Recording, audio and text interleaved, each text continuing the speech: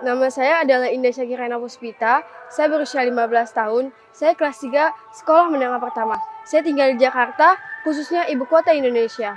Saya merupakan anak ketiga dari 4 bersaudara. Hobi saya adalah menulis buku harian. Perubahan iklim memiliki dampak langsung maupun tidak langsung bagi saya, keluarga, dan lingkungan sekitar. Lingkungan saya dulunya banjir, namun saat ini banjir sudah jadi jauh lebih berkurang karena pemerintah merevitalisasi sungai dengan menggusur pemukiman di pinggir sungai. Tetapi juga menebang pepohonan di lingkungan sekitar untuk membangun tanggul. Hal tersebut memang berhasil mengurangi banjir. Namun saat membuat lingkungan tempat tinggal saya menjadi lebih panas. Ada kalanya aliran sungai melebihi tanggul apabila hujan deras turun selama berhari-hari akibat cuaca ekstrim dan menyebabkan banjir. Banjir mengakibatkan kerugian finansial untuk keluarga saya karena barang-barang rusak dan harus diperbaiki. Teman saya di wilayah Jakarta Utara menjadi lebih sering mengalami banjirop karena gelombang pasang saat cuaca buruk.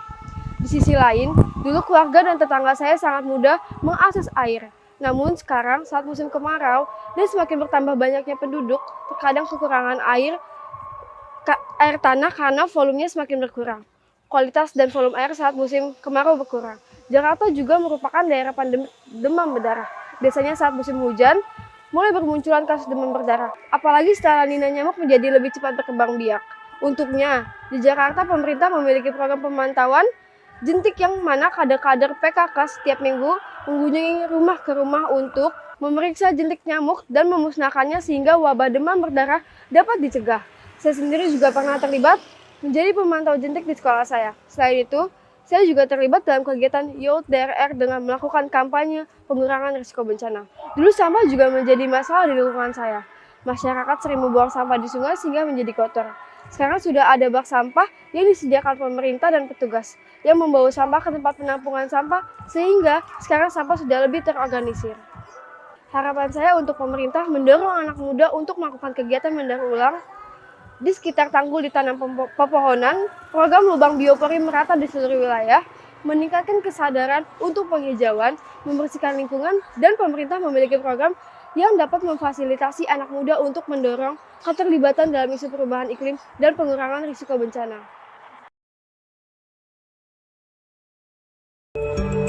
Hi, I'm Trisha from Bangladesh. I am 15 years old and I live close to Anandadhara slum in Dhaka with my parents. In this slum, the waste management system is very poor.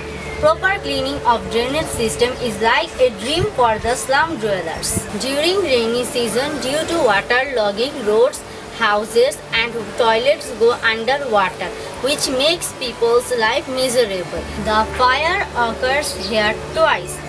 The air is also polluted. I am a student of grade 9. I am a child activist since 2018 and I participate in Child Forum supported by World Vision.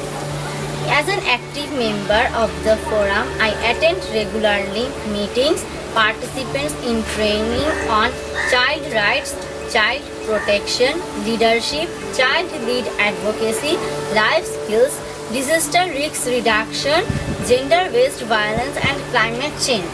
Through participating in this session, I have developed my skills and enriched my knowledge. After that, I have shared with the slum people and the children about how to tackle climate change challenges. In the Child Forum meeting, I facilitated session on which measures to take before, during, after disaster. As a child leader, I am also supporting the other children in my area and protect them from violence. I motivate the other child leaders to work to stop child marriage and violence against children. The impact of climate change are severe. So people in the villages migrating in the city because they are losing their source of income in the village. As people moved to slum areas, the children, especially the adolescent girl, feel at risk from violence and sexual abuse. Unhygienic living condition, a lack of proper toilet result in sickness like malaria, diarrhea, malnutrition, physical and mental violence. The impact of climate change severe in Bangladesh, especially the urban areas like Dhaka. The government and other NGOs are doing some awareness activities to address it, but I think these are not enough. So my suggestion to government and other stakeholders are they need to talk with youth and children like me and get opinion from us to tackle climate change. Take steps and reduce greenhouse gases and carbon emission. Stop production and using of polythene. Reduce or minimize air pollution. More plantation and make green city. Inspire and ensure reduce, reuse and recycle business model. Improve the roads and drainage system. Wear masks, stay safe, thank you.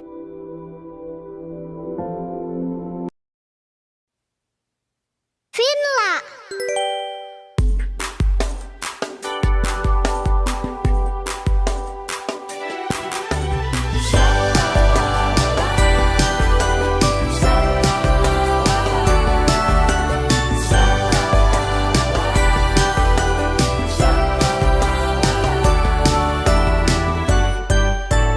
On this earth we live and breathe each and every day, doing our activities, smiling and having fun. We need to guide it, keep it from harm's way, so our future and nature will shine as bright as the sun. Litter the river, litter on the streets. Come, let's throw our waste in the right trash bin. That's right. Reduce and separate and recycle waste. Keep the earth clean each and every day.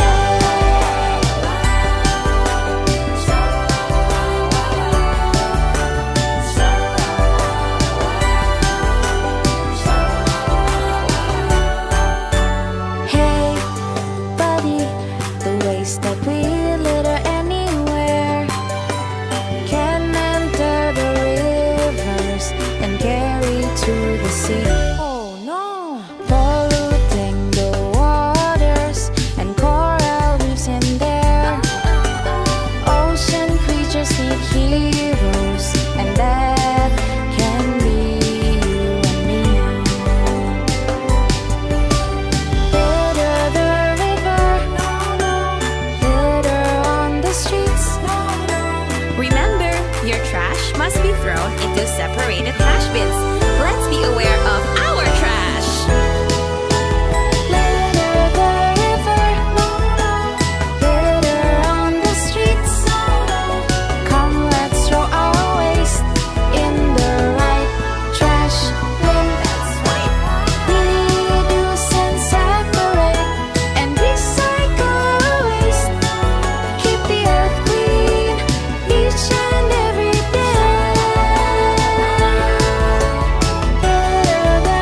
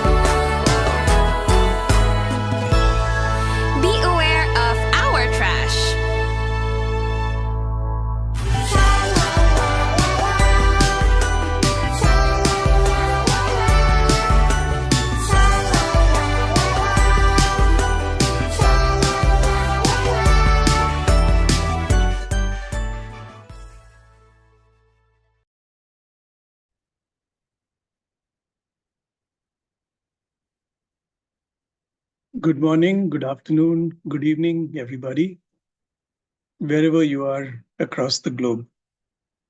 I hope we are all enjoying good weather.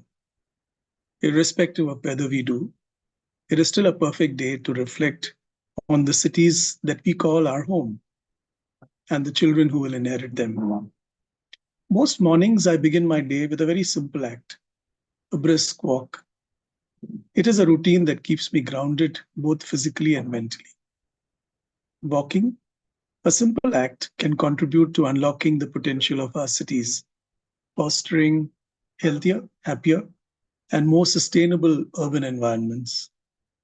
Today, on World Cities Day, we celebrate the vibrancy, diversity, and potential of our urban areas. It's also a day when we need to acknowledge and evaluate the challenges that plague our cities, especially for the most vulnerable among us, our children. As a child focused organization, we believe that cities should be places where every child can thrive. Cities where they can play freely, learn joyfully, and dream big. Cities where they are safe, healthy, and empowered. To achieve this vision, we must strive to create inclusive, sustainable, and resilient cities. Cities that prioritize the needs of all their inhabitants, especially the most vulnerable, including our children. We clearly need to enhance urban services, and that would mean improving the coverage, quality, efficiency, and reliability of essential services like water, sanitation, energy, and transportation. By leveraging public private partnerships, we can foster innovation and ensure that these services are accessible to all. We need to strengthen urban planning by promoting integrated urban and regional planning that would consider the needs of both present and future generations. Inclusive participation is key to ensuring that urban development benefits everyone. We need to clearly foster sustainable development by embracing low carbon development practices and investing in climate resilience measures, and by promoting nature-based solutions, we can enhance ecosystems, mitigate climate change, and build resilient communities.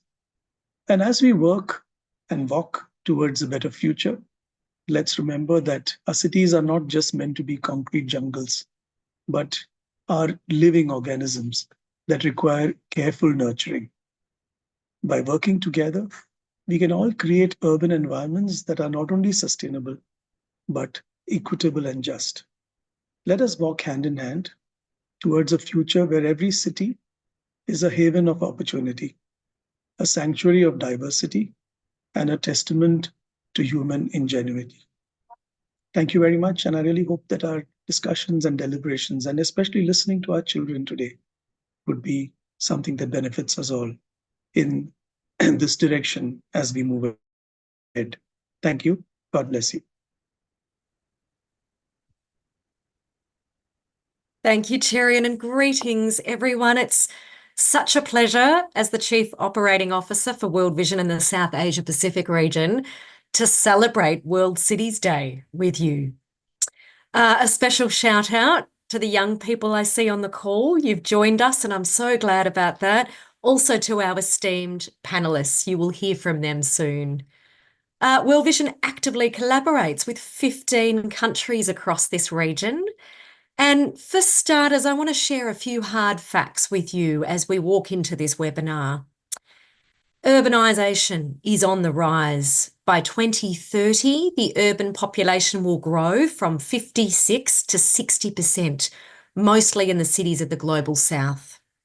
Youth make up a significant demographic. By 2030, over 60% of urban residents will be under the age of 18. Our youth are not just leaders of tomorrow, they're leaders today. South Asia's urban population is currently more than 36%. That's 36% of the population, according to the World Bank. A little bit about our work. It's not new for us working in urban settings with a real focus on creating wonderful, resilient cities. We've long been committed to locally led initiatives, and I'd like to highlight a couple of impactful projects. World Vision in the Philippines has a project called Project Against Child Exploitation, ACE, particularly love that name, which collaborates with local governments to tackle the worst forms of child labour and also online abuse. In Sri Lanka, World Vision implements positive parenting models to enhance child protection and rights. And in Indonesia, our Citizen Voice and Action initiative empowers communities to improve child protection services, both through dialogue, genuine dialogue, as well as advocacy. And in Bangladesh, we engage with young people in a variety of projects. They include tree planting, rooftop gardening, waste management, and particularly wanted to name the Waste to Health program, which actually empowers women through recycling initiatives aimed at reducing air pollution. There are a number of big priorities for us, and we're going to talk about some of those today. Let me just highlight three. One is around safeguarding children, that there's nothing more important, in my view, than ensuring children and young people are protected through all that we do, that they are able to be fully contributing citizens without being concerned about their own safety. Especially important to be inclusive. So looking out for children with disabilities, looking for ways to implement community-based systems that ensure safe and nurturing environments. Empowering youth, the second really big priority to call out today, which is why I'm thrilled to see so many of you here. I'm the mother of 3 teenagers, and often our evening dinners are talking about big issues like climate action. And yet we know that by involving young people in sustainability initiatives, we enhance their skills, but we also connect them with local resources. And we help to reduce marginalisation, promoting a sense of community resilience. The third one I do want to call out today as a big priority for World Vision in this region is addressing the rural-urban migration shift. We know that rapid migration really strains urban infrastructure, strains local communities, strains families, and sustainable locally led climate practices can really help ease this pressure. We need to understand migration trends. We need to be strengthening rural economies as well as promoting resilience in both rural and urban areas. And just my last note would be, I talk a lot about collective action. It's something that my team and I are very passionate about. We believe that collective action can create cities that are resilient, sustainable, compassionate, and inclusive. And in the South Asia Pacific region, World Vision really prides itself on being prepared, adaptable, agile, but also proactive in the face of change.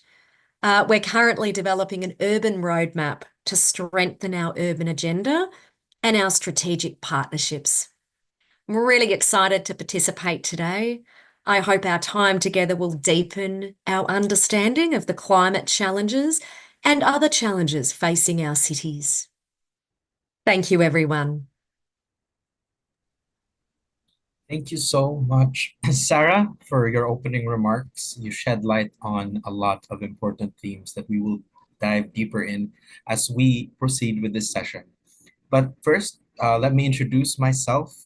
Good morning, good afternoon, good evening from wherever you're watching this. My name is Paulo. I'm from the Philippines. I'm a World Vision staff member from the South Asia and Pacific Regional Office, and I will be your host for today. Now, before I read what you can see on the screen, I'd like to request all of you present in the Zoom call, can you please rename yourselves? Let us know your city and country. You can just add those details to your name so that we can all share where we're hailing from. After all, it is World Cities Day, so we'd like to know where in the world you are watching from.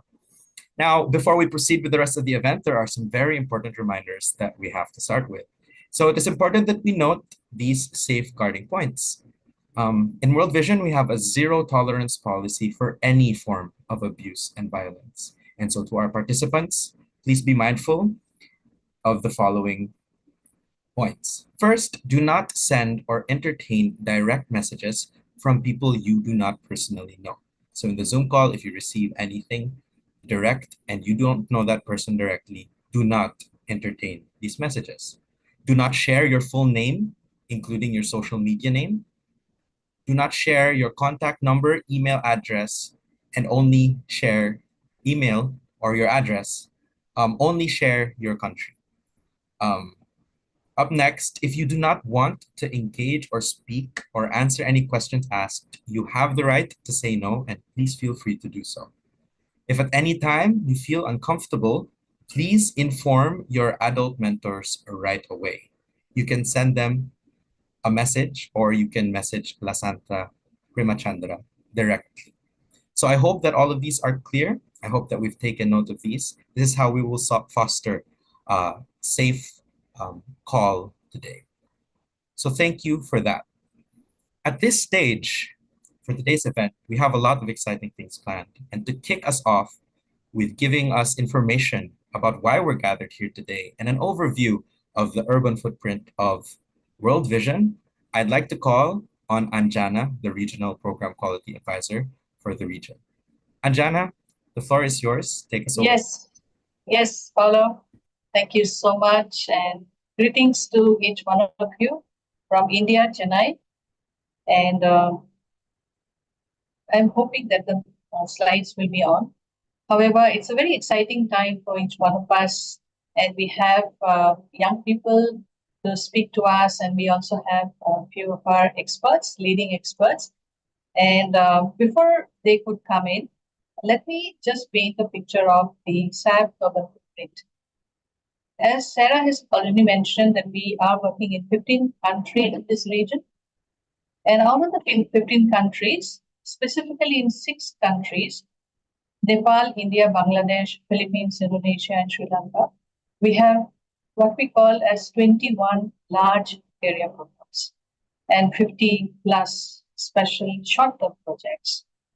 And in the screen, when we look at the bottom side, these are some of the major interventions. Sarah has already mentioned a couple of them.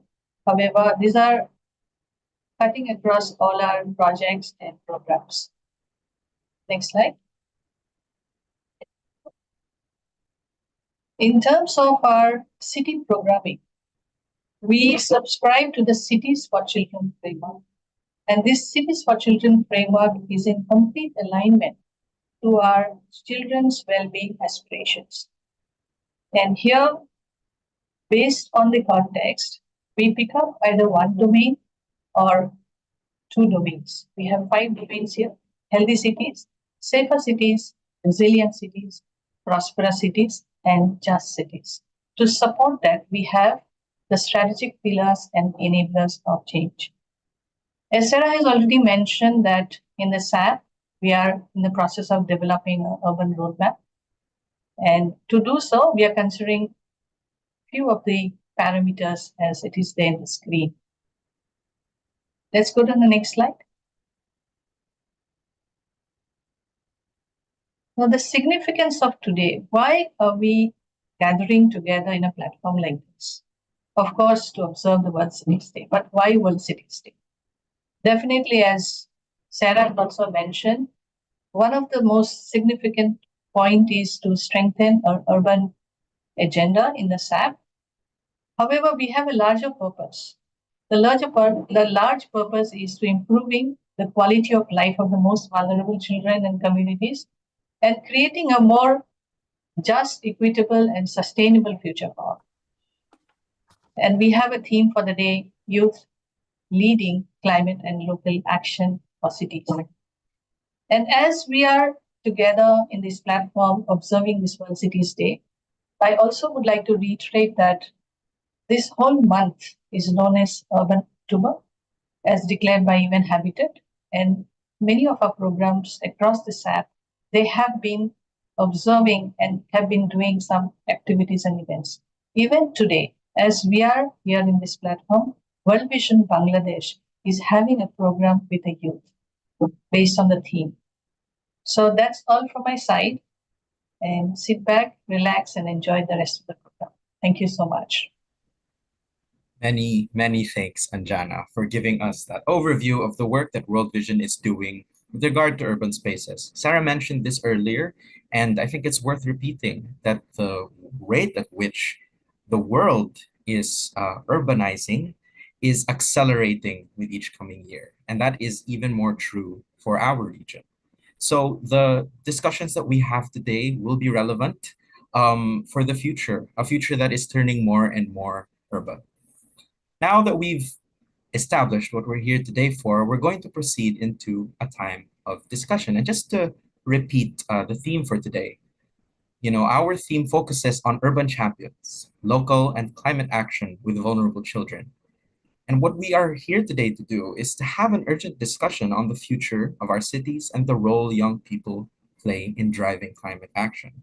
So, our session today will focus on the critical intersection with rapid urbanization and the climate crisis, with a spotlight on the challenges faced by the world's most vulnerable children. As urban areas expand and temperatures rise, the risk of living in informal settlements, already among the most vulnerable, is escalating. So, how can local governments and civil society address these challenges? And what role can young advocates play? That is what we will explore in today's session. So, we have 5 panelists here today. Joining us are 3 youth leaders: Konok, 20 years old from Bangladesh; Paula, 16 years old from the Philippines; Galvin, 21 years old from Indonesia; and 2 experts on urbanization and climate: Dr. Salman Bagchi, a social policy specialist from UNICEF India; and Hausner Wendo, an environmental sustainability and climate action advisor from World Vision. So I'm so glad to have all of you here today. And we will start first by hearing from the youth leaders about the issues that they face with regard to their cities and urban spaces and what changes they hope to see in the future. After this, we will proceed to hear a response from the experts, followed by an open dialogue with all the panelists. So without further ado, let's hear from our youth leaders, starting with Konok from Bangladesh. Konok, tell us about yourself, your context, and your hopes regarding climate and urban spaces. Okay, good afternoon, everyone. I'm Konok Roy. Today, I feel very honored to represent Bangladesh and share the insights about Dhaka, a city that faces significant challenges by climate change, but also it holds great potential to sustainable future. Dhaka is the capital of Bangladesh and the most vulnerable and potential city among the other cities in the world. Now, I'll share about some problems that I saw and faced in my area from last 10 years. I would like to mention air pollution. Dhaka is constantly ranked about the world's most polluted city according to the World Health Organization. My best friend is also affected in such kind of disease. And then I would like to mention about traffic jam. Every day we are facing so many traffic jams and it suffers a lot. Passengers are spending average of 3.5 hours daily in traffic. This is not only increases air pollution, but also reduce productivity. And we cannot go to college on timely for this unexpected traffic jam. And then I would like to mention about a lack of green spaces and plastics. Dhaka has limited parks, and in our area, you do not find any playground. You can't also find any big trees in our area, but the lack of green spaces affects our mental health and it contributes to urban heat effect. About flooding. Dhaka is prone to annual flooding, particularly in during the monsoon season. For instance, heavy rain causing the significant damage to homes and roads. It also increases our unmanageable travel cost, especially to us and the poor. About housing crisis. With the 20 million residents, Dhaka faces serious housing shortage, and 40% population live in the slum, and where their condition is very unsafe, and our family is also a victim. And also I would like to mention about health issue during the pollution, overcrowded, and poor sanitation, we face numerous health challenges, diseases like dengue fever and skin problem. And I'm just recovered from the dengue fever, and there is a few more problems like waste management, water security, heat effect, fire, natural disasters, inadequate infrastructure, gender equality, transportation challenge, cultural heritage lost, and also government and corruption issues.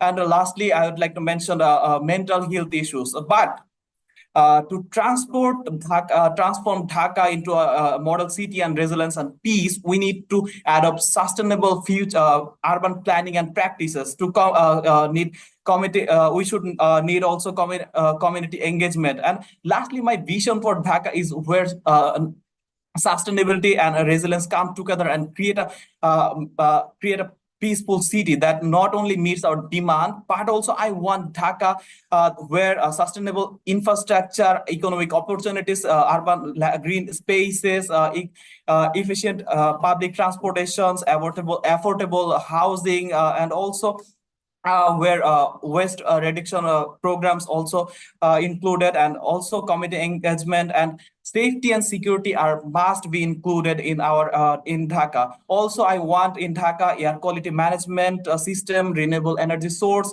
urban agriculture. So lastly, by working together, government and individuals, we can transform Dhaka into a model city and resilience and peace and prosperity and a commitment about future generations. So that's it. Thank you from Bangladesh. Thank you.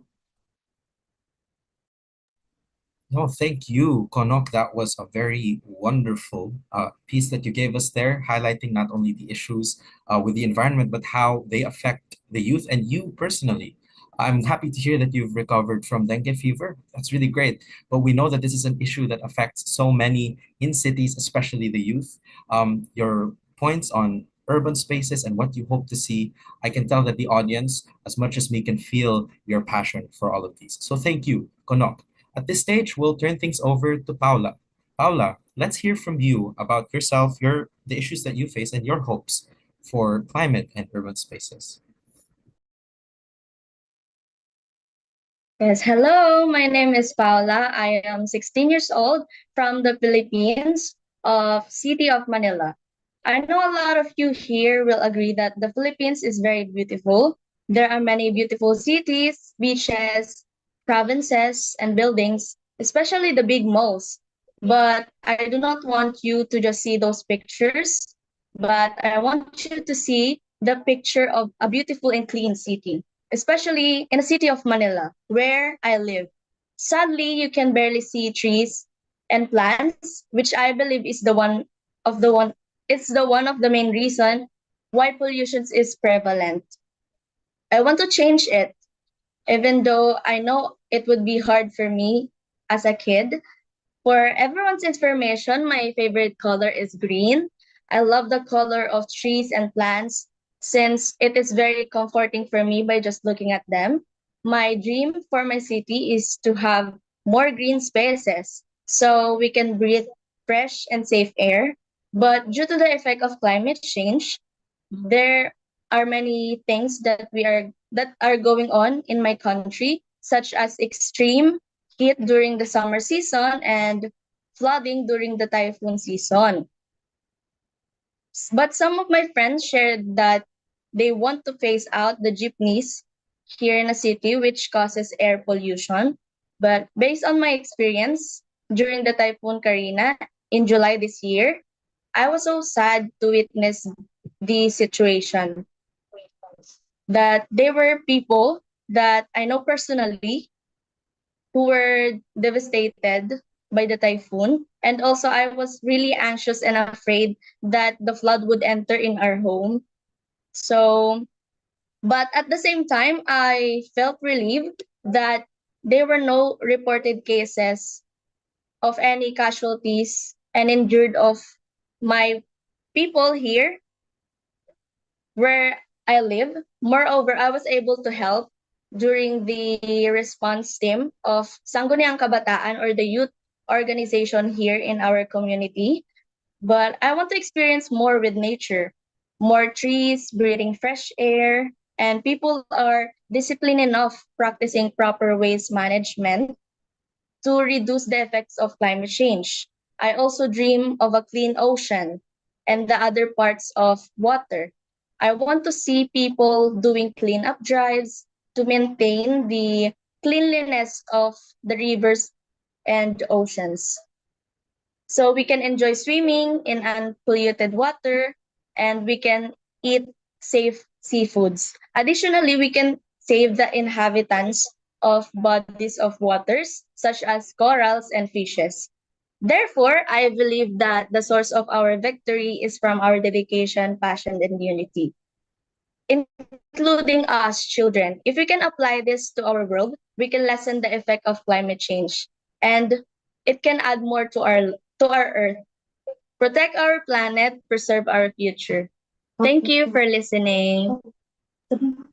Thank you, Paula, for that very passionate spiel as well on the issues that you face, and also the dreams that you have. I think you painted a very clear and wonderful picture for all of us, especially focusing on the environment and your home country of the Philippines and what you hope to see in terms of the spaces that you have. Your favorite color being the color green, and what you hope for the bodies of water and the natural environment of your country. So I just want you to hear the lovely comments that we're getting from the Zoom call. Very quickly, Konok, I didn't get to mention this earlier, but people were saying brilliant. And we got that from Nepal. And we had participants from the city of Manila saying to Paula, we love you. And as an inhabitant of Manila as well currently, I will also repeat that. You know, I love the passion that you're bringing here, and I really hope that more of us youth can learn from your example and share that vision. So let us now proceed to the last of our three youth leaders. We're excited to hear from you, Galvin from Indonesia. Galvin, the floor is yours. Please tell us about the issues that you face and your hopes and dreams for your cities and your country. Terima kasih buat Thank you very Paula. much for the Paula. Assalamualaikum warahmatullahi Assalamualaikum wabarakatuh. warahmatullahi Selamat wabarakatuh. siang semuanya. Good evening, Perkenalkan, nama everyone. saya Galvin I'm dari Galvin, Jakarta. Usia 21 saya years saat old. ini 21 I'm coming tahun. from Saya lulusan Jakarta. SMK di Jakarta pada tahun He just finished her 2022. school at Saat 2022. ini Right now, saya memiliki kegiatan Galvin yaitu have some activity mendukung to mama saya support dalam her moms to manage the waste mengolah bank limbah sampah Sukasenang. in their community. The name is Sukasenang. Sukasenang means happy to be joyful. Saya tinggal di He lives in Temper Barat. Temper Barat, Ini Jakarta. adalah salah satu Temper Barat is one di of kota Jakarta, very di urban in mana Jakarta. merupakan ibu kota negara Indonesia. Salah satu masalah One of the biggest yang problem terjadi di kota saya that adalah happened in my city belum is terkelolanya sampah dengan the baik, waste management is really banjir, dan poor. juga There is also flood kemacetan. and also traffic jam. Contoh kecil di lingkungan saya masih banyak Simple things that still sampah yang happen in dibuang my sembarangan. community is Ada people yang litter in the river, dibuang di jalan, litter in the street, saluran air, and also in the ataupun drainage. juga di sungai. Saya kadang merasa tidak nyaman Galvin feels really disturbed ingin memberikan and teguran also hesitate kepada actually warga-warga to say tersebut. something to the people around him, but he's reluctant since he's Ingin just a little boy. mengedukasi tentang kesadaran Actually, membuang Galvin wants to sampah educate pada more people tempatnya so that they can dan manage their own mengedukasi trash tentang into the memilah trash sampah dari bin rumah. and to, separate Alhamdulillah, trash berkat in dukungan every yang house. selalu diberikan Thank oleh God, mama saya because of the dan biggest selalu support mengajak saya from dalam his mom, semua kegiatan now di buang Galvin sampah. know Saat ini what to do memilah sampah di together kota with her Sukasenang mother, and sudah now he memiliki can facilitate 204 some of sampah. socialization, Semua and itu her mom terdapat brings di him seluruh also to the Indonesia socialization melalui to PTDE manage the atau waste bag to door-to-door education. the people by door-to-door Saya education. memiliki mimpi di kota saya He bersih dream dan bebas dari a sampah. clean city, Semua free kalangan from memiliki trash, and every people kesadaran memilah sampah di rumah. have the adequate awareness to separate their Terutama buat trash anak-anak, in the household, terutama buat especially anak-anak muda, for the youth, khususnya di wilayah saya dan especially umumnya in untuk Jakarta Indonesia. and in Untuk general mencapai mimpi Indonesia. itu, To pursue saat that ini dream right now, saya akan Galvin terus terlibat dan is willing to be belajar untuk contribute memilah sampah. Sekian, terima kasih. and Wassalamualaikum will always warahmatullahi wabarakatuh. actively participate on Waste Bank with her mom. Thank you very much. Thank you very much, Galvin, for sharing that. It was wonderful to hear not only about your dreams, but also what you have already begun to do to move towards those dreams. Just to let you know, we're getting a lot of heart reactions in the Zoom call for you. There is clearly a lot of love shared by the attendees today for all of you youth leaders. And we are inspired by hearing your stories and your hopes. I'm getting the sense really that it's very important to keep these environments clean. I think mentioned earlier by Konok was how important it is for the mental health of the youth that we really live in cities that are clean, that are not littered, and that are also resilient in the face of what we encounter given the situation of climate change around the globe. So now that we've heard from our youth leaders such inspiring messages, we will hear from the experts present in the call, starting with Hausner Wendo, the Environmental Sustainability and Climate Action Advisor from World Vision, to give his response, having heard what our youth leaders and panelists have said. Hausner, the floor is yours. Thank you so much, Paolo. I hope I'm visible and audible. Is it okay? Loud and clear, we can hear you and see you.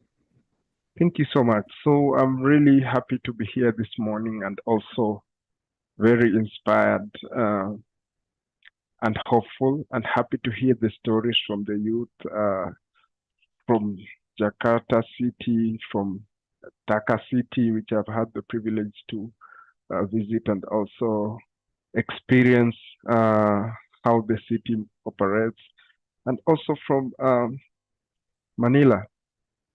So just listening to the accounts of the youth from these communities, from these urban communities in Asia, I can be able to relate and thinking and remembering or comparing with many other cities and urban areas around the world.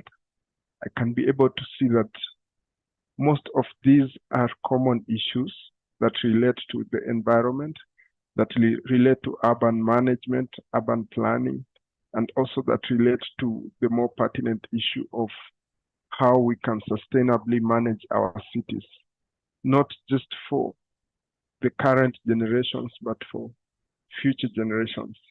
And for many years, these are issues that have only been left to city planners and people in authority.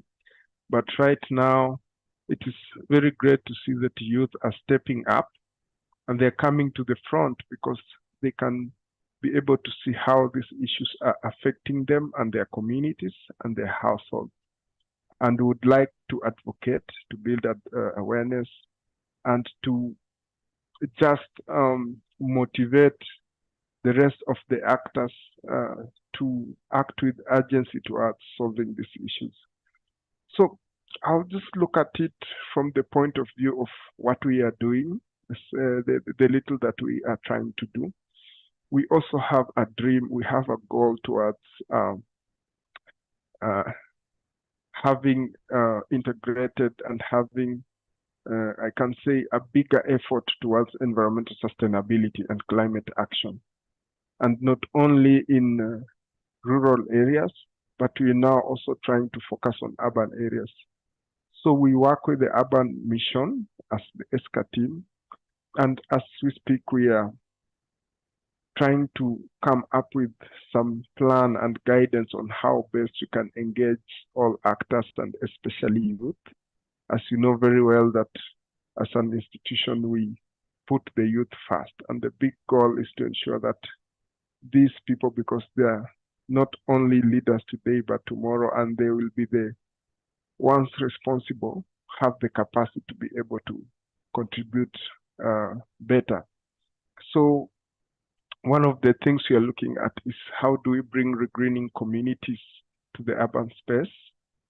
So we have been implementing restoration activities across rural areas, but for now we are trying to focus also on urban areas so that we can be able to harvest the benefits of nature-based solutions to some of these issues, and so that we can also be able to ensure that there is better community engagement. So with regreening communities, we find that youth have a central and important part in the planning, but also in the identifying the issues that affect their cities, as we have seen.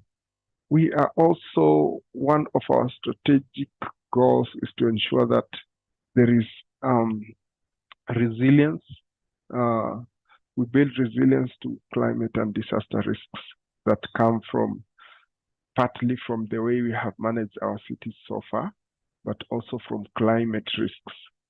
So one of our priorities is how do we work with youth to highlight this? And it's great to see that people like Galvin and Paola are already doing this at community level and city level. How do we join hands with them and support them to raise these issues more strongly so that they can come into planning and they can come into the action point of view? So for now, I want just to thank them very much. And I'm really happy to participate in the discussion going forward. Thank you. Thank you so much, Hausner. And yes, I want to latch onto that point you said, urban concerns previously were only thought about by urban planners or even just climate specialists. But now we're hearing the youth being involved, and I share your sentiments that it really is inspiring. These urban concerns are really, and these climate concerns are everyone's priority at this stage. And it's nice to see these youth leaders taking action. We have here first one more response, and just reminding everyone this format is limiting, and I'd hate to cut the discussion short, but we have to hear first from Sumen, your reaction to the three youth panelists. If you can keep it under 3 minutes, just to be mindful of the time so that we have enough time for our open dialogue after. We'd love to hear your thoughts. Thank you. Noted, Paulo. Good morning, good afternoon, and good evening, wherever you are there in the globe.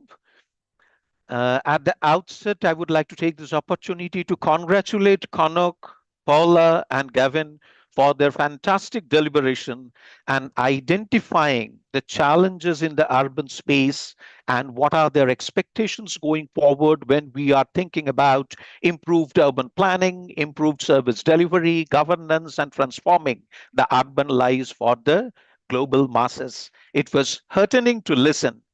Moreover, I would like to thank World Vision India and also congratulate World Vision India for this opportunity to speak at the World Cities Day, which precedes the World Urban Forum. I'm sure many of you know that next week there is the World Urban Forum, and there will be a multi-UN agency panel which will be talking about sustained social protection to address those vulnerabilities of children that are manifestation of household deprivation and vulnerability, in addition to the direct vulnerability that children and youth faces today because of climatic conditions, because of environmental degradation. As many of you would have heard about the General Comment 26, which came out in August 2023, which is a legal document from the UN Committee as the rights of the child that addresses children's rights to a clean, healthy, and sustainable environment. And the best part of General Comment 26 is that it ensures that children's voices are heard in the process of urban planning, in the process of providing them with the platform to speak of their voices, and in the process of actually looking at what they would need to make the cities conducive to their requirements broadly. See, the major challenge that urban areas has faced is urban interventions have remained largely sectoral. We just heard Konok, who has talked about housing shortage, who has talked about traffic jam, who has talked about environmental degradation because of flooding, because of mismanagement of solid waste in Dhaka. And it is not the story of Dhaka just, it's across all the larger cities across the globe. You come to India, I belong from India, you look at any of the larger cities, they just do not have the capacity to manage the floods and the environmental challenges that come up because of mismanagement of solid wastes. So basically, there is a need for holistic approach where children and adolescents' voices are adequately heard, platforms are constituted towards their participation, and there is a mechanism to institutionalize that their voices are heard adequately in the planning, in the governance, as well as in the municipal management processes. Until and unless they are adequately integrated and provided legal and statutory provision for children's voices, we do not expect that much of changes are going to really happen. We really need to get down to that level. Finally, I would like to just bring one particular data that urban children are always more vulnerable than their rural counterpart. As World Health Organization talks, that poor children in urban areas have higher mortality than their counterparts in the rural areas. Hence, we need to really focus on the urban bits and ensure that all these issues are addressed at the earliest to an institutionalized mechanism. That's all from my end. Thank you and congratulations once again to our youth leaders. Thank you, Dr. Bagchi. It is really wonderful to hear all of that. There is so much to unpack, and such it would be so great if we had hours really to explore the intricacies of that. And also, I just want to really latch onto that point you mentioned about the how essential it is that urban voices, that youth voices are present in our urban discussion. That when we talk about this, we're including and listening actively to their concerns. And so today represents an opportunity to do just that. So at this point, it's really going to be an open dialogue, and we won't have enough time to dig too deep.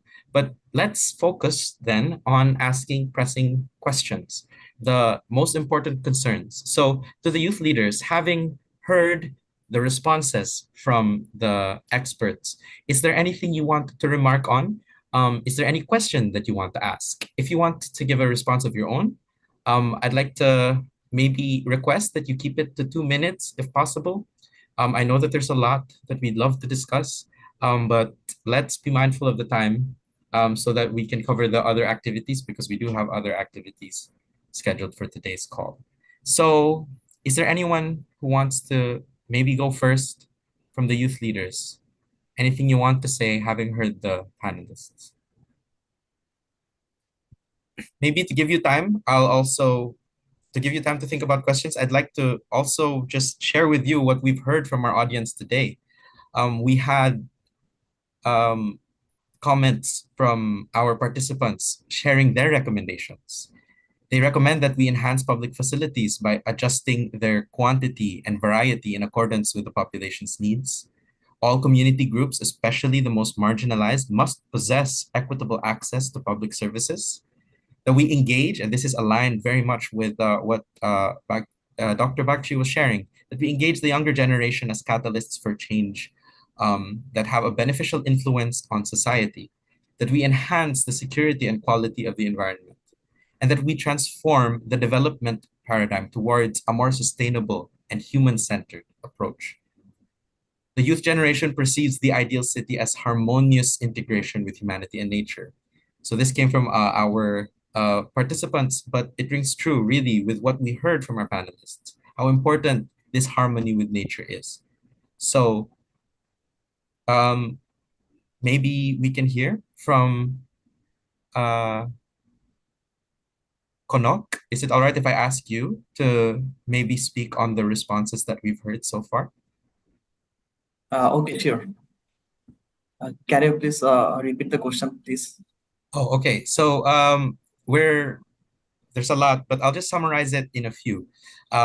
What we heard from the panelists, the expert panelists, is one, the importance of involving youth in our dialogue about urbanization and also about environment, and how the youth's perception of the ideal city is a harmonious integration of humanity and nature. So, what can you say about how you feel as a youth member regarding this these points, your participation, the fact that we're your responsibility in this, and the role that you play in this? Can you share how you feel about that and your thoughts? Uh, Thank you, Paula, for giving me the floor once again. And I would like to share that, awareness and community engagement is very important and essential.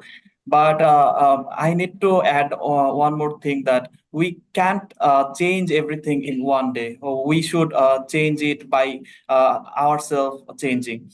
So, in this sector, or in this changing process, youths play a vital role in our country, or in Dhaka. So if we share thoughts about Dhaka, and participate, youth engagement is must. And if we engage youth, then youth can deliver their things and dreams to authorities and governments, so that a youth's thought will be better than the future generation, better than old people. Like I thought, in my room there is a table, chair, furniture, and also very few decorations like green spaces. But an old man cannot think like a child and youth. So, to me, youth engagement is very important. And in this year, to make our city more green spaces, World Vision, by help of World Vision Bangladesh, we planted 1.4 million trees in all over the Dhaka. And also we are working in our community about heat management process. And also our youth forum and youth team are engaging with our local government, and they are working for waste management, and also water logging, and such like that issues.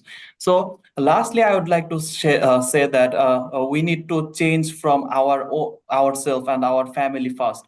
Not only depend on our government. We should change, and commitment comes from our family. And we should commitment to our future generation, that we can make a better urban for future generations. So that's it. Thank you. Thank you so much, Konok, for that response. I know that I threw a pretty challenging question at you, but you blazed through it with shining colors. And I think it's really brilliant the way that you've shared not only the response to the questions, but also sharing the initiatives that you are aware of in Dhaka and in Bangladesh regarding these urban spaces and climate action. Now, I want to pose a question. This also came from the audience, and they want to direct it at the youth leaders. This is a question for Paula. Paula, quickly, what message would you like to share with leaders and decision makers who have the power to make a big difference and help protect our planet and community from climate change? Yes, hello, thank you. For me, I am very glad to be part of this, and I am very happy to be part of this, because, every, I have this, despite of every accusations and every struggle in life, I am very strong, and I want to,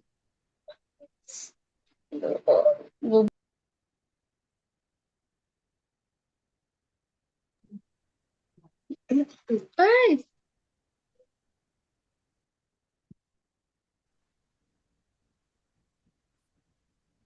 Hope it's all well on your end. I understand that there are connectivity issues.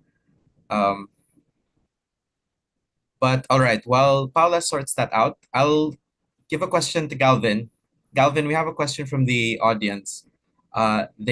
Someone asked about waste management. How does waste management happen at the household and community level?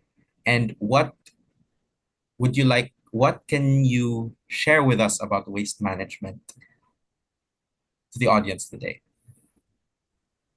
Okay, Paulo, I already translate that to Galvin. All right. And as I mentioned before, Galvin is one of with in autism spectrum, so he needs a little bit time to talk. So Right. yeah, okay, well, Oke. yeah, yeah. Yang tadi di pertanyaan itu The question manajemen is di bank sampah itu about kan waste management apa in household. tentang edukasi untuk So actually, Alvin said that people kesadaran membuang litter sampah pada everywhere. tempatnya So he dan juga start ada doing small mengedukasi tentang memilah socialization sampah and dari rumah. education, how to separate trash or waste in household. Nah, juga And nasabahnya then masih in the sudah waste memiliki bank that 204 Galvin nasabah. and his mom manage, now they have around 120 household as their client on the waste bank. Lanjut aja Galvin, gak apa?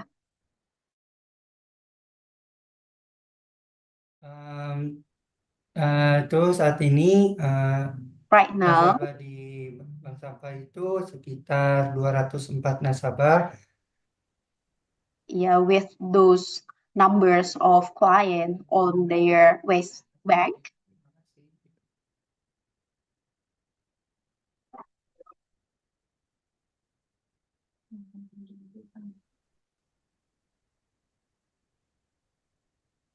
All right. Thank you, Dina, for that translation. Okay. I Yes. think Galvin is done. Thank you. Yeah. But and I just wanted to point out something as well. You mentioned that Galvin is on the autism spectrum. We do our best really to hear the voices of everyone here today, and so we really commend Galvin for speaking up and being present to share his input. Someone else from the comments remarked that it's great to see not just men but women as well in the form of Paula. So representing women, children's, and girls' voices really in this conversation. Now, it really, really pains me to say that we don't have a lot of time. And because of that, I don't think we have to worry too much because this is just the start of a dialogue that is expected to continue. I think that with what we've heard so far from the panelists and from our experts, there's a lot of hope. It's a big challenge ahead of us, really, to face this new and unpredictable world of urbanization and the climate issues. But there is also a lot of passion present here today. It's inspiring to see youth with such a great awareness of what the issues that they face are, and also from hearing from our experts, for them to share about the dialogues that are happening, with the Urban Forum, the World Urban Forum coming up, to hear about how the youth will be involved in that. There's a lot of reason to hope. And hope is really what we got to hear and witness from our panelists today. So again, it's regrettable that we have to move on to the next activity, but what? But there's a lot that we have to share, and what I'm going to share with you now today is an activity that we've organized, not just with the panelists here, but also to gather input from children all across the region. So today, this is an event for South Asia. So we have participants from 6 different countries, from Indonesia, India, Bangladesh, Nepal, Sri Lanka, and the Philippines. Youth representatives and youth leaders all coming together to share their vision of what the future looks like. And now for that, we've prepared a unique activity. Now, the activity that we have, and I'm going to share it with you all today, is that we ask these children, what does your dream city of the future look like? So we gave them an opportunity to share their hopes and dreams in picture form. And I'm excited to share their outputs with all of you here today. So as we set that up, right about here, hope it's coming through well. But we have, and let me just get a sense of the number, 30 youth from all across the South Asia region here today. And we've asked all of them to share their cities. So I'll go through a few of them now.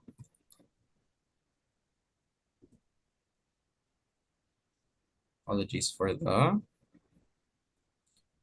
So here we have a picture from Elizabeth.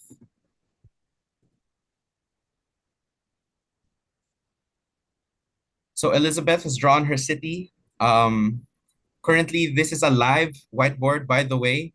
The students from, the children from all over the region are working on them as we speak.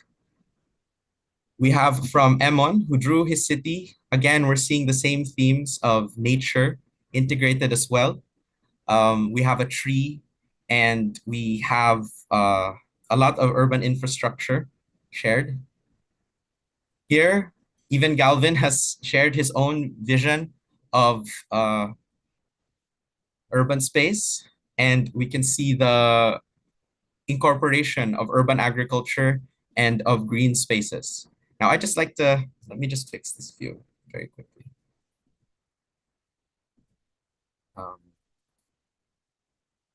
My apologies. Really like you to see the inputs from the students, from the children. So just give me a second as we work through this.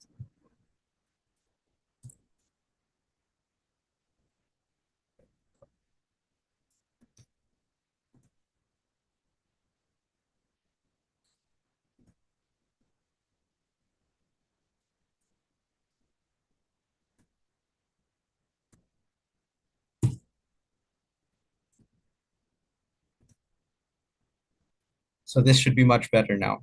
Hope you can see that clearly. There we go. So this is an urban, traditional, and green city from Emon. So now they have titles as well. So Emon is 16 from Nepal, and he's shown us his vision of what an urban space, what dream urban space he'd like to have. And now here as well, this is from Galvin. So we can see incorporations of green and blue, consistent with what we heard earlier about harmony between urban spaces and nature.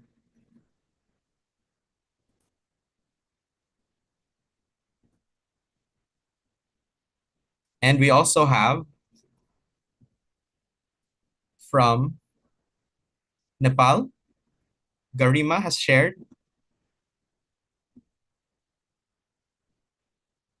their vision of city. So we can see the different functions of an urban center here. We can see the variety there.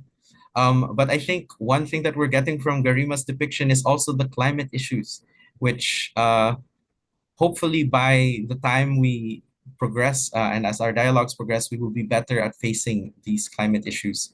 We can see a storm cloud there. We can see deforestation. And I think I'd like to commend you, Garima, for keeping these issues relevant. Because as hopeful as we are about the future, we need to be realistic. And so to see that from you, I'd like to thank you for including that and incorporating that in your depiction. So here we have from Bangladesh, Jishan, 22 years old. It's a very intricate depiction of a city, and he called this his eco city. And we can see that it's not just buildings, but a lot of green spaces. So we heard earlier from Konok about how in Dhaka, the country's urban center and metropolis, there's very sparse amounts of green. But here we can see that green spread out and integrated in a harmonious fashion with the urban spaces. And maybe just last, one more to wrap us up. Konok, while being one of our panelists, has also been working on his city of dreams. And you can see, again, consistently, this harmonious integration of trees and green and really an environment that isn't just a concrete jungle, as Cherian mentioned at the very start, but really a space where children and really all citizens can feel at home and in harmony with where they live. So these drawings will be documented and saved, and we're still have far too many to cover um, in today's session. But that's just to give you a glimpse of what the children have been working on and what their visions are beyond words. They say that a picture paints 1,000 words, and so with 30 pictures, we can do the math. That's 30,000 words. So even though our session here today is limited in terms of time, when it comes to the what we're getting from the children, we're hearing much more. And this is only going to continue because I know that even if the discussions end here today, we still have the journey doesn't end. We are still at the beginning of that. So with all of that said, I hope that you enjoyed seeing the children's outputs as much as I did. In spite of the technical hiccups, we can clearly sense an ambitious vision for the future. And we hope to keep that passion alive, not just among the children, but as those currently working in positions of responsibility, to take this with us and allow ourselves really to be inspired by their ambition and their passion. So these aren't the only outputs that we have here today. We have another segment where we will be seeing photographs, and these outputs are taken from a photography contest. For that, I will hand things over to Aaron. Aaron, I'd like you to share with us what this photography contest was all about and walk us through what sort of input and submissions we got. Aaron, take it away. Thanks, Pao. So from maps, we now transition to photos. So hello, everyone. Again, happy World Cities Day. I am Aaron from the Communications and Public Engagement team. On behalf of World Vision South Asia and Pacific Regional Office, we are thrilled to announce the winners of World Vision's Through My Lens Photography Contest. In less than a month, we were able to receive 64 incredible entries from talented youngsters across the South Asia and Pacific region. The main objective of this contest is to showcase the impact of climate change on urban areas and inspire innovative solutions through the lens of young photographers. The entries were evaluated based on their originality, creativity, technical skill, and relevance to urban life. We also considered the power of the image to tell a story, evoke emotions, and inspire social change. Finally, we ensured that all entries were taken with proper consent and adhere to World Vision's safeguarding and do no harm guidelines. And now, without further ado, let's announce the winners. So for third place, the winner gave this piece the title Climate Change. Our young photographer was able to give life to a chain and lock, showing us how schooling and learning stop when bad weather brings devastating rain and floods. The third place goes to Adria from the Philippines.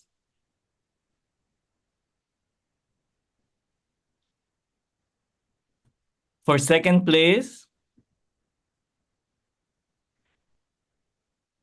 the winner gave this piece the title Children of Milk Vita Slum. Our young photographer was able to show us a glimpse of how children cope, play, and remain hopeful in a challenging environment. So the second place goes to Fatima from Bangladesh.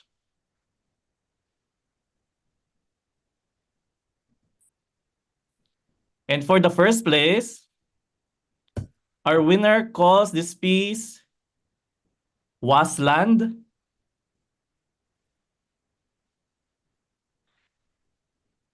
So in this image, the photographer takes us to Jakarta, a sinking city affected by climate change, where groundwater extraction and millions of people are affected also by rising sea levels. So the winner of our Through My Lens photography contest is Daryl from Indonesia.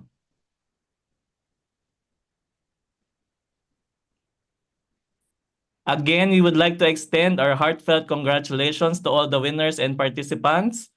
Our winners will receive cash prizes and all the participants will receive certificates. They will be contacted by our organizing team. So again, we are proud of our young photographers. Their work helps us raise awareness and inspires us to build a more sustainable and equitable future for all. Over to you, Olivet.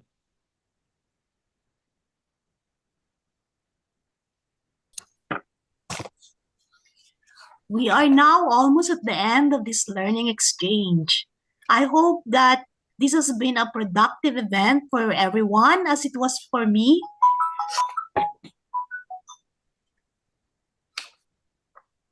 My name is Olivet Vista and I am the Program Quality Director of the South Asia Pacific region. And I was really inspired to hear from our experts and our young people, each sharing their vision for inclusive and supportive urban spaces. It was also equally inspiring to see all the outputs from the interactive session and the photo contest submissions. Our journey towards better cities is far from over, and this is just the beginning.